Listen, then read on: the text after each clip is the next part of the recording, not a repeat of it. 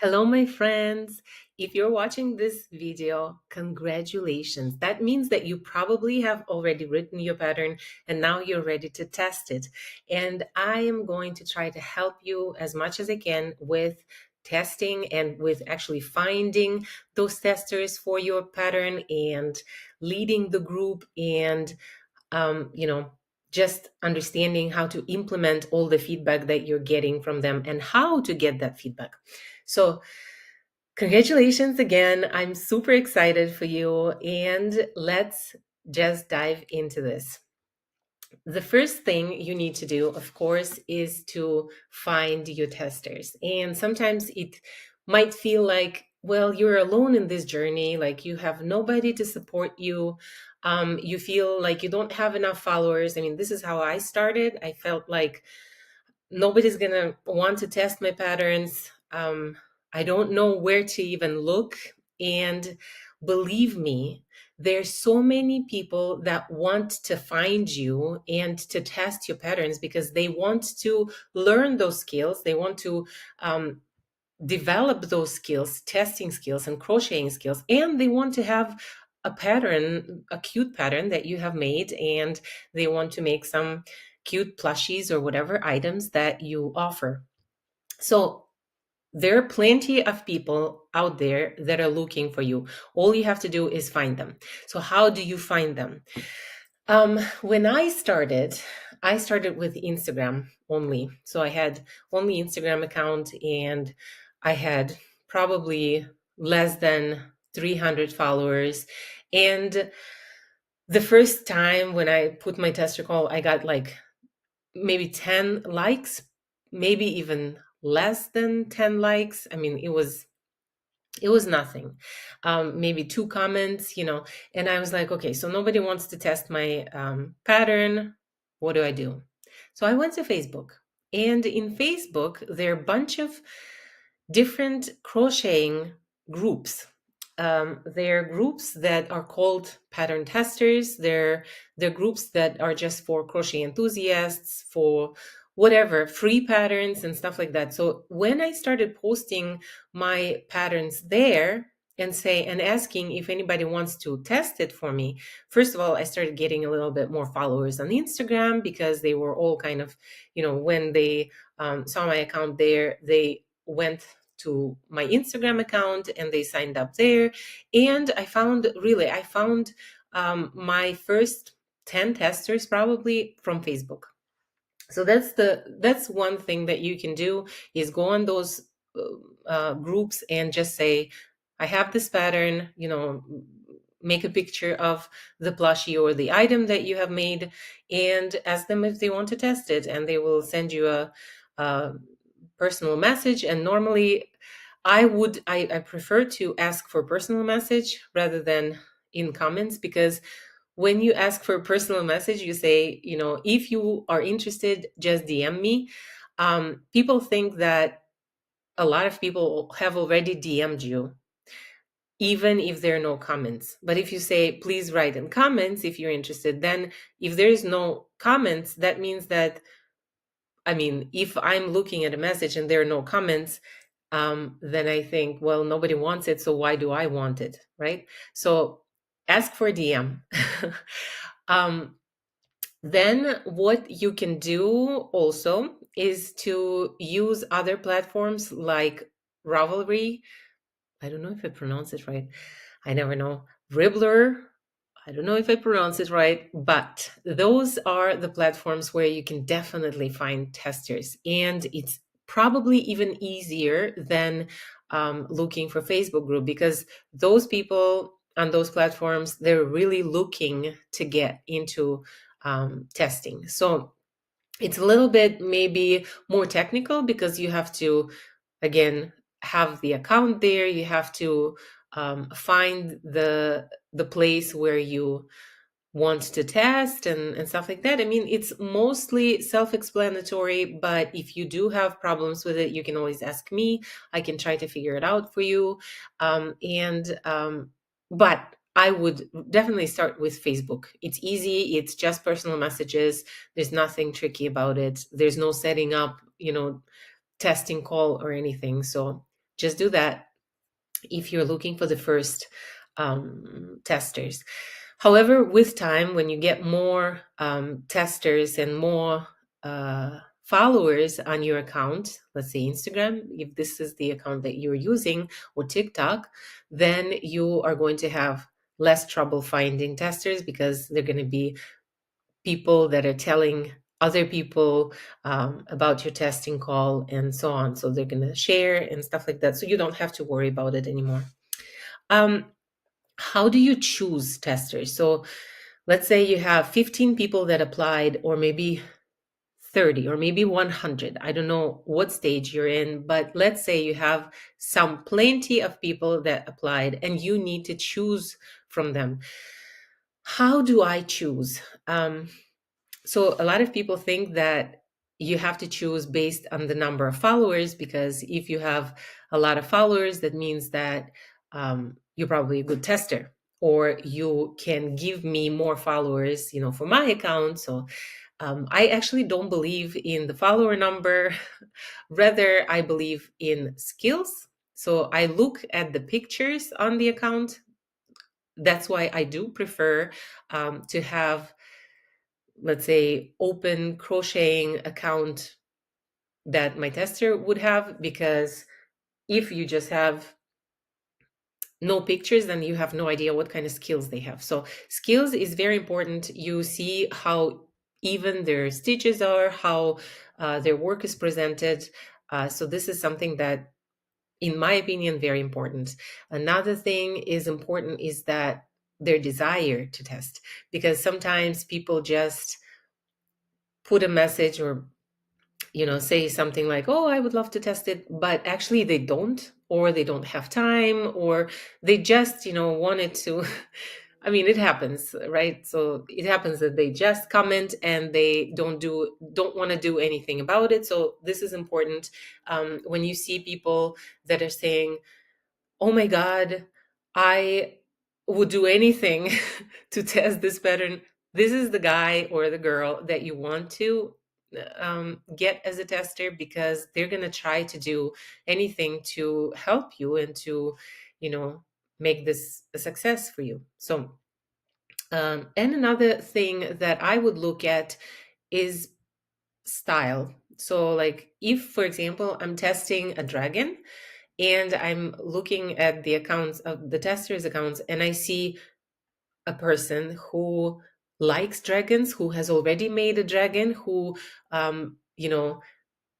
has all those dragon ideas or whatever, like dragon style, I'm gonna probably choose that person, because they fit your style. They are going to do a good job on your pattern. This is how I look at it. Again, there are probably going to be situations where you just make your own decision, like just have a feeling like, I kind of like want this person to test, and that's it. And it doesn't matter how many followers he has, if he has pictures on the account, or maybe it was just the person who reached out to you and said, Luda, I really would love to be your tester. Can I please be your tester? Doesn't matter for which pattern. I just love your personality. I just love, those people, they're the keepers. They really do a good job. So I would do that. Okay, so next thing, how do you set up a group, and how do you lead that group, and let's say have a successful tester call? So you have chosen your pattern, your testers. You have, let's say, 10 or 15 testers. I like to do 15 because, first of all, I like to share my work. I think that they're going to share to more people, which is great. And plus you give more opportunities to more people, which again, it's me, because I love to help. And so this is what I do, but probably not more than 15, because 15 is already a lot of people to manage. And group of 15 could be intimidating for some people. So let's say you have chosen the testers. What do you do next? If you're on Instagram or Facebook, you can always create like a group chat or whatever to bring them all together. one thing that I do first is ask if they still want to test for me. Because, like I said, there's some people that just puts their desire out there, but they don't actually want to do it. So give them a way out. Just say in the first message, if you would like to still test for me, please, give me your email, and I like to send my patterns through the email. First of all, because you get the person's email. My battery is going to die soon. First of all, because you get an email from the person, so you can put them in your email list. And I probably have talked already about this in some other video, but it is very important to keep an email list of your subscribers.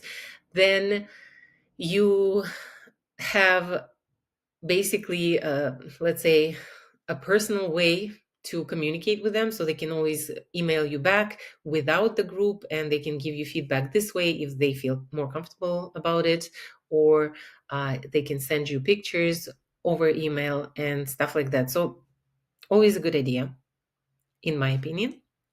So then what I really like to do is, because I care about people, I love people, I should say. So it's very important for me to keep them happy and to keep them comfortable. So I love to present myself a little bit more in the first couple of messages, say that this is who I am, this is what I do, and this is why I called you, and this is what I would expect. So set expectations for sure. This is very important.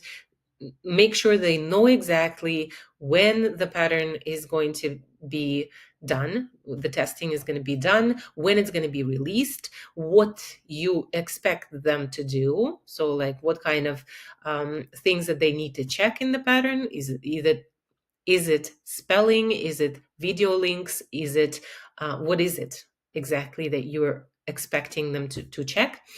Um, and uh, and be kind, be open, be kind, be supportive of them, follow them, make sure they follow each other, make sure you make a community and ask them to introduce themselves, because it's important when you're in a group of people. Again, it could be intimidating. You don't even have to be the leader of that group, but it can already be intimidating. So if this is Laura, and this is Katie, and they do this and they do that, and they also feel maybe shy, and maybe they express their, I don't know, feelings in one of the messages, you feel good about it because you feel like, okay, I'm part of the group. So I feel shy and they feel shy, and we're all in the same boat, and we're all doing the same thing. And so when they know each other, I feel that it's a lot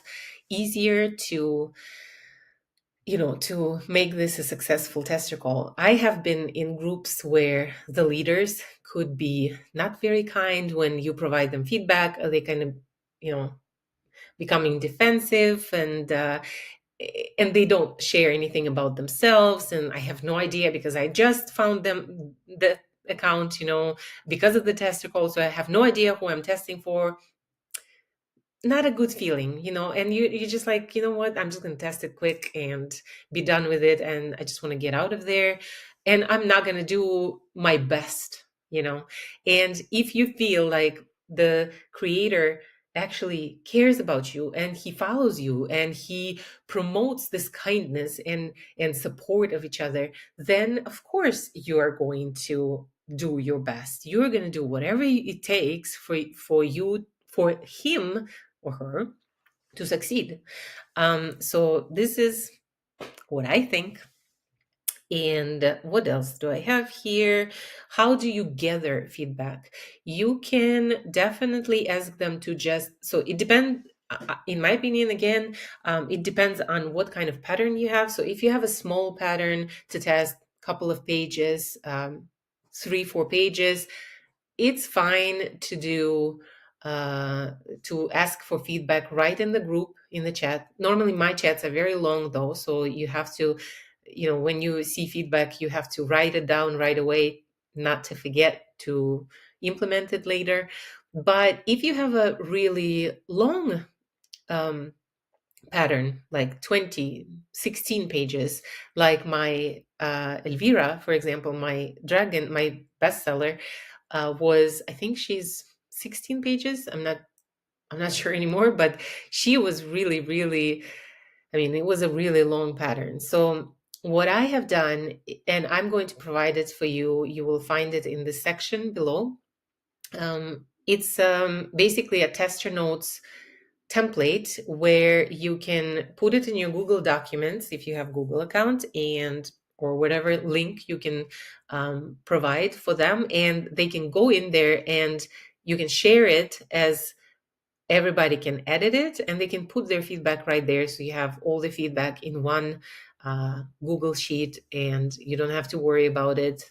You don't have to worry about finding it in the chat, and you can correct it all at the same time at the end. So I can provide that for you.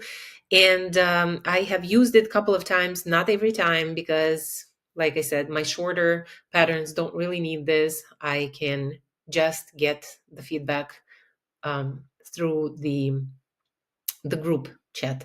Some other people, or some people, they like to give you feedback privately, which is completely fine. And usually they do even a better work with that, because when you share something privately, you tend to be more open. And so you can ask your testers to basically have an email sent back to you with the final feedback, or however you want to collect it another way, which is completely fine as well, as long as you implement it, right? But about the implementation, I had a tester once from Facebook, and she basically told me to change the whole pattern. Like, she told me, this needs to be that, this needs to be that. And you have to really know what you are going to implement. So you don't implement everything the testers say. And sometimes it can be very touchy, because testers might feel offended if you don't implement their feedback. But they're just, sometimes you have to see the difference between the preferences and the must change. Okay, so they're must do's and they're good to haves. And so the good to haves, you can decide whether you want to implement it or not, and the must haves you have to implement. So again, personally, I think that it's just your decision. Testers are there to help you. They are doing the best they can. Let's say with their awareness level, they are doing the best they know, and you just have to choose. So yes, this is probably all in general what you have to know about testing. If there are any questions, again, I can answer them anytime. If you write me a message, or if we have a Q&A session, whenever you need to ask a question, don't hesitate. Also ask other members. They are willing and happy to help you, because this is the community that we have. And I am very, very happy that you got to this stage. I'm so proud of you. If this is your first pattern, I'm even twice more proud of you, because it takes courage. It takes so much. And good job.